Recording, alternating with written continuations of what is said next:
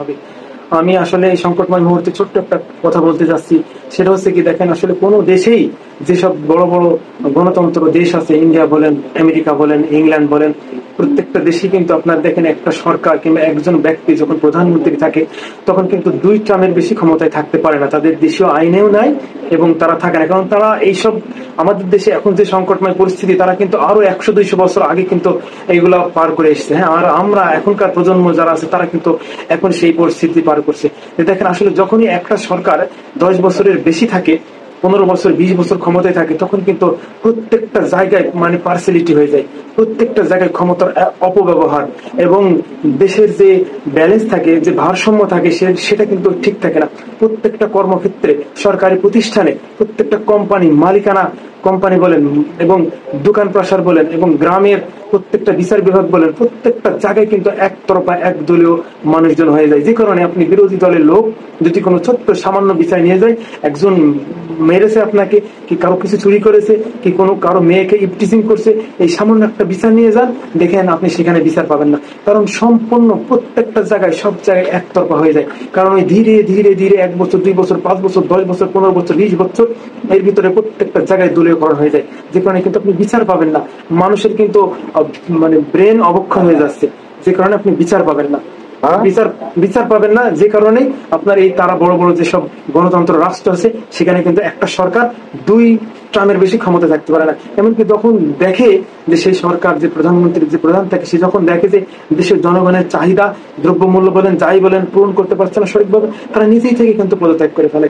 কিন্তু আমাদের এইসব দেশগুলো দেখেন পদত্যাগ করে না। শ্রীলঙ্কার কি করছে, শ্রীলঙ্কায় কিন্তু গণতন্ত্র, তারপরেও কি দেখেন তাদেরকে কিন্তু শুধু জাঙ্গিরা রেখে কিন্তু গণভবন থেকে বিদায় করে দিয়েছে। তো সেম এই যে আসলে ক্ষমতার এত লোভ, কিন্তু দেখেন দেশের মানুষের কি পরিস্থিতি, কোন জায়গায় কিন্তু বিচার নাই, একতরফা বিচার। আজকে আপনি একটা বিচার নেবেন, আর এখানেও একটা ব্যাপার আছে, ব্যাপার হচ্ছে কি, দেখেন এখন আগে যারা ক্ষমতায় ছিল একটু বৃদ্ধ লোক ছিল, একটু বয়স্ক লোক, একটু ভারী লোক যেটাকে বলেন, আর এখন ক্ষমতায় সব যেগুলো দেখেন বাটপার, রাজমিস্ত্রি, টাজমিস্ত্রি, যারা খাইতে পায়নি, বিভিন্ন রকম এইরকম গুলা দেখেন, গ্রাম্য নেতা বলেন, ইউনিয়ন ভিত্তিক বলেন, জেলা ভিত্তিক বলেন, যে কোনো জায়গায় প্রত্যেকটা জায়গায় দেখেন এই ধরনের লো কোয়ালিটি লোকাল লোকগুলা কিন্তু আপনার এই নেতা হয়েছে। যে কারণে আপনার কিন্তু এই সমাজের অবক্ষয়, মানুষের ব্রেনের অবক্ষয়, মানে কোনো বিচার নাই, একতরফা বিচার। আপনি এক জায়গায় একটা বিচার নিয়ে যাবেন, আগে টাকা দেন, কিন্তু বিচারটা আপনার সঠিক হয়ে যাবে। যেটা বলছিলাম যে ভারসাম্য বা ব্যালেন্স, যেটা এক দিকে হয়ে যায়। যখন আপনার 5 বছর অথবা 10 বছর পর পর ক্ষমতা চেঞ্জ হবে, তখন কিন্তু আগের ট্রামের যে ক্ষমতা ছিল তার লোক কিছুটা হলেও, অর্ধেক না হলেও অন্তত 3/1 লোক হলেও কিন্তু ক্ষমতায় তারা থাকে। বিভিন্ন প্রশাসনে বলেন, অফিস আদালত বলেন, সরকারি যত কিছু অফিস আছে, সব জায়গায় কিন্তু কম বেশি থাকে। কিন্তু যখনই আপনার একটা সরকার 15 বছর থাকবে ক্ষমতায়, 20 বছর থাকবে, তখন প্রত্যেকটা জায়গায় একেবারে আপ টু বাটন আপনার সব পরিবর্তন হয়ে যায়। যে কারণে আপনার সাধারণ শ্রেণী, যারা বিরোধী দল করে, যারা বিরোধী মতের মানুষ, তারা কিন্তু আর বিচার পায় না। যে কারণে দেখেন আসলে এই জন্যেই অত বড় বড় বড় দেশ, তারা কিন্তু সবচেয়ে বিশ্বের মধ্যে বড় গণতন্ত্র ইন্ডিয়া এবং আপনার আমেরিকা, তারা কিন্তু 10 বছরের বেশি কেউ ক্ষমতায় থাকে না। কারণ তারা জানে যে এরকম একতরফা হয়ে যাবে, দেশের 12টা বেঁচে যাবে, দেশের মানুষ বিচার পাবে না, দেশের মানুষ সঠিকভাবে চাকরি পাবে না, মেধা সঠিক জায়গায় ব্যবহার হবে না। দেখেন আজকে স্কুলের টিচার বলেন, বিভিন্ন ক্ষেত্রে যে চাকরিজীবীরা গেছে, সব কিন্তু আপনার মানে কি বলবো, নকল করে পাশ করার মতো, মেধা তালিকায় তারা যায় না, তারা কিন্তু টাকার জোরে গেছে। আপনি সব কিছুতে টিকে গেছেন, লাস্টে কি বলে, চাকরির ক্ষেত্রে যে আপনি সবকিছুতে টিকে গেছেন, কিন্তু আপনি ভাইবার ক্ষেত্রে যে টিকেন না। তার কারণ কি, এইটা চাইছে, এইটা চাওয়ার করেন, আপনি কিন্তু টিকেন না।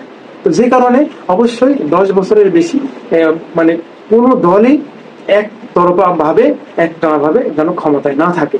যে কারণে এই সমস্যাগুলো এখন আমাদের দেশে দীর্ঘায়িত হয়ে গেছে।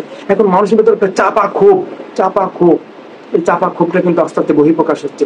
আল্লাহ যেন এই চাপা ক্ষোভটাকে বড় আকারে যেন গর্জনের সৃষ্টি না হয়।